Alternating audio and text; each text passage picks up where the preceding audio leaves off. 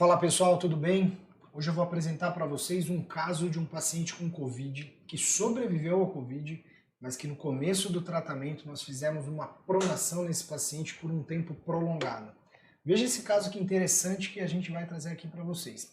Antes disso, eu peço que vocês curtam o vídeo, se inscrevam no canal e não esqueça de apertar o sininho aí para receber as notificações do canal Apollo Fisioterapia. Eu sou o Alexandre Ambrosin, esse é o canal Apollo Fisioterapia.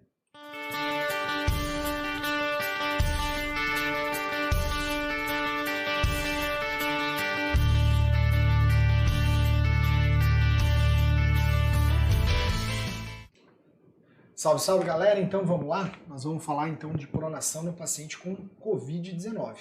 Deixa eu apresentar aqui para vocês então a nossa aulinha aqui, né? Eu fiz uma pequena apresentação para vocês para mostrar o que foi feito lá no hospital, onde nós pronamos um paciente com Covid-19. Isso é para vocês comum, né? Muitos de vocês têm ouvido falar da pronação no paciente com Covid-19.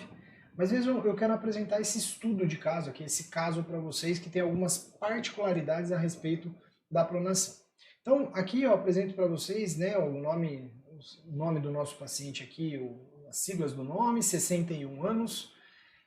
A história atual dele foi que ele foi admitido na UTI Covid fazia já 12 horas, ele estava lá em ventilação mecânica e entubado. Ele já chegou do pronto atendimento, né, da UPA em ventilação mecânica e entubado. Por consequência do uso das drogas, por consequência da própria intubação, ele estava hipotenso, sedado e fazendo uso de droga vasoativa.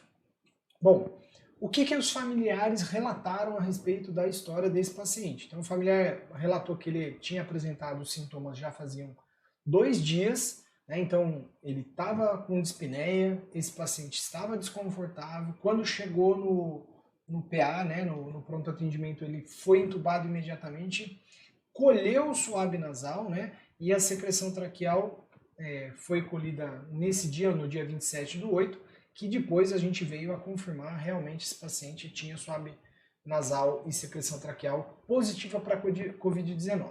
É um paciente que tinha como comorbidade a hipertensão arterial, e esse era um paciente, apesar de hipertenso, era um paciente controlado, medicado. Então, 61 anos, medicado e positivo medicado para hipertensão, né, e positivo para Covid-19.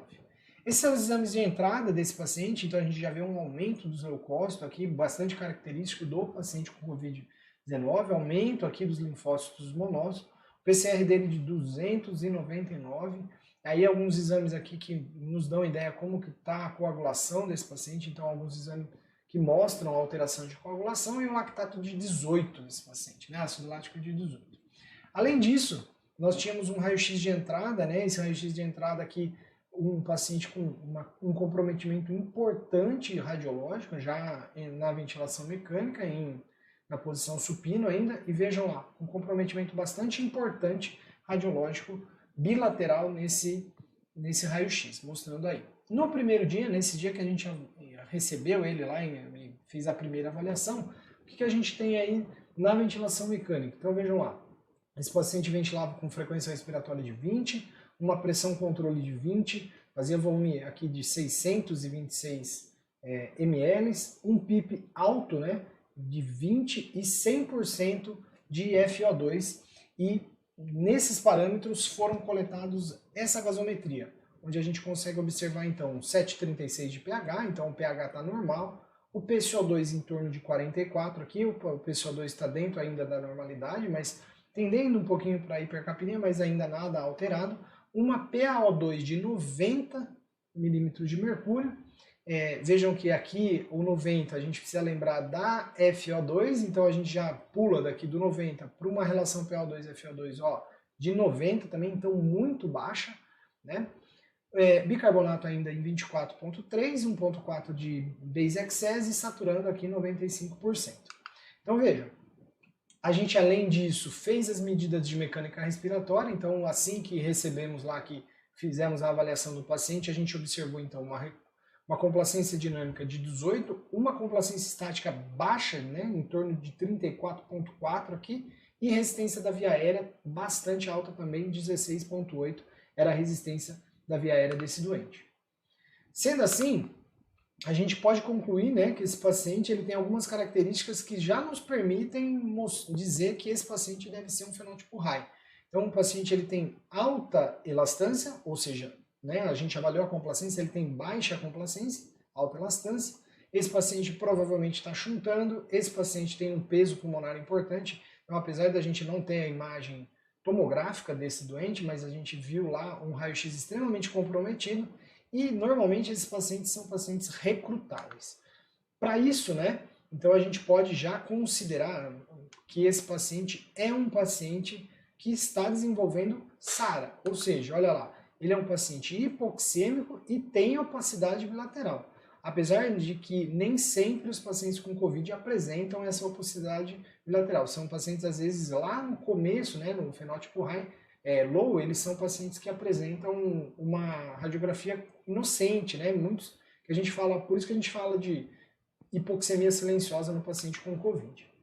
Bom, imediatamente que a gente terminou essa avaliação, o que nós fizemos? Iniciamos a ventilação protetora, melhoramos ali, né, o volume corrente deles, ajustamos o volume, ajustamos pressões, respeitando o drive pressure, tentamos ali escolher o melhor PIP e com a menor FO2 possível e fomos ali até mesmo aceitando a hipercapnia se fosse necessário. Porém, esse paciente não estava respondendo muito, então a gente também se propôs aí a usar a tabela PIP-FO2, olhar então a FO2 para melhor saturação e o PIP a gente iria titular. Outra coisa que a gente fez foi calcular o índice de recrutabilidade, então que é essa fórmula aqui.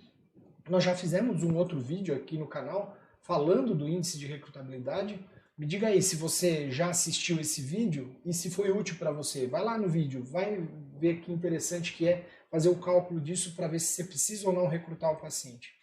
Mas resumindo, né, o que a gente falou no vídeo lá de recrutabilidade, a gente vai tentar diferenciar o que é um paciente que precisa de recrutamento e um paciente que não precisa de recrutamento, onde você vai hiperdistender se você ficar utilizando o PIP. Então nós fizemos o cálculo e esse paciente ele ficou aqui, ó, ele teve um índice de recrutabilidade acima de 50%, mostrando que esse paciente era recrutável. Muito bem, aí então, quais são as orientações que a gente conhece, que a gente sabe que tem que ter para um paciente em ventilação mecânica com COVID? Então que a gente deve pronar pacientes com PaO2-FO2 menor que 150 por pelo menos 16 horas. Se não responder a outras terapêuticas, você deve recrutar esse paciente, buscar o desmame diário, isso não era o caso ainda do nosso paciente estava em fase aguda ainda, e aspirar, obviamente, o paciente somente com critério. Né? Então, o que eu quero focar então é aqui, ó. Então esse paciente, ele tinha uma relação PaO2-FO2, como a gente viu lá atrás, de 90. Então esse paciente tinha indicação de pronação, sim, ele era um paciente que precisava ser pronado. E aí, então, a gente sabe que a pronação ela vai aumentar a sobrevida dos pacientes. Existem trabalhos que mostram isso, né? Vejam lá, aqui é um dos trabalhos aí, né? Existem vários aí na literatura, mas isso aqui um dos trabalhos que mostra maior sobrevida dos pacientes que foram pronados em comparação com os pacientes que não foram pronados ou que foi chamado o grupo aqui supino. Então, esse paciente foi pronado, né? Na verdade, essa não é a imagem do paciente, é de um outro paciente lá, mas esse paciente foi pronado e aqui está a diferença do que a gente fez. A gente não pronou esse paciente por 16 horas. A gente pronou esse paciente por 40 horas. O paciente ficou pronado por 40 horas e aí então que a gente conseguiu alguns resultados. Vejam, além de pronar, como esse paciente era um paciente recrutável e a gente recalculou isso com ele pronado, nós também fizemos um recrutamento alveolar. Então, usamos o recrutamento proposto na Diretriz Brasileira de Ventilação Mecânica, onde a gente manteve uma pressão de extensão, começamos com um PIP de 10 e fomos incrementando a cada 2 minutos 5 centímetros de água, até que chegasse em 25 centímetros de água, e após isso a gente chegou com um PIP até 45. Né? E fomos ficando lá monitorizando toda a parte hemodinâmica desse doente. Após o recrutamento, né, aqui não são os valores que a gente fez a medida lá no nosso paciente, mas após o recrutamento nós fizemos, por meio da melhor complacência, a escolha do PIP ideal. Então, aqui ó, né, nesse exemplo, usando 400 ml de volume, fomos lá olhando o PIP, aqui deu no exemplo em torno de 15 aqui o PIP ideal. Então a gente fez isso e manteve esse paciente, depois do recrutamento, 40 horas com aquele PIP ideal, né? Titulamos a PIP para o PIP ideal.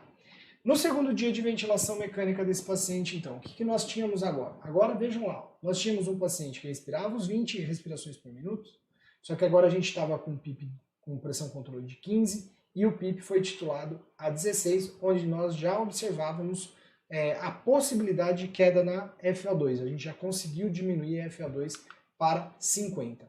E assim que nós terminamos as 40 horas, essa é a gaso das 40 horas, pós 40 horas de pronação, e a gente percebeu que esse paciente foi um paciente que respondeu muito à pronação. Então esse paciente ele, né, tem aqui os valores corrigidos, aqui, os valores bons aqui de pH, de PCO2, de bicarbonato, e especialmente a PaO2 com 50% de FO2 deu uma índice de troca já de 164, indicando que esse paciente respondeu muito bem à pronação.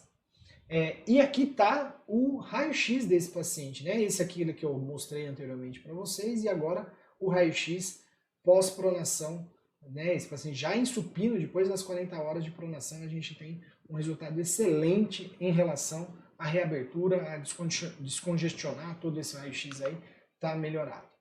Esse paciente ele acabou ficando um tempo ainda bastante longo internado, então ficou aí em ventilação mecânica, buscando o desmame diário dele, e aqui eu apresento para vocês quais foram os desfechos desse paciente. Então o paciente ficou lá internado por 40 dias na UTI, mais 10 dias na enfermaria, totalizando 10 dias de hospitalização, 50 dias de hospitalização, perdão. Nós, lá no serviço, fizemos a medida da excursão diafragmática e a fração de espessamento do diafragma pelo ultrassom.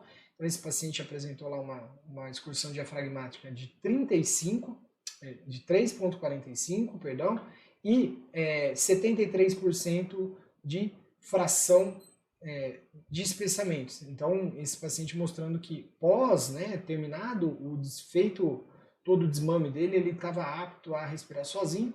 Ele foi decanulado, foi de alta da UTI já decanulado, 15 dias ele estava de traqueostomia, estava dentro da UTI, antes dele sair da UTI ele já foi embora decanulado. Muito bem, e aí então a gente mostra a última gasometria que ele colheu dentro da UTI, a gasometria que foi a gasometria de alta dele, então esse paciente fez uma relação PaO2, FO2 de 523, um paciente mais do que normal, certo?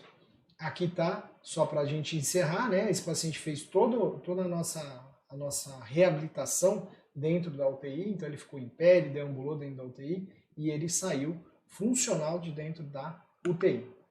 Ok, pessoal? Bom, pessoal, tá aí então mais um caso apresentado aqui para vocês no Apollo Fisioterapia. Comenta aí pra gente o que você achou desse caso, o que você pensa de deixar tanto tempo um paciente pronado, É lógico que essa pronação tem muitos riscos, mas a gente viu que nesse caso apresentado para vocês, a pronação teve um resultado bastante interessante. Beleza? Espero que vocês tenham gostado. Até a próxima, aqui no canal Apollo Fisioterapia.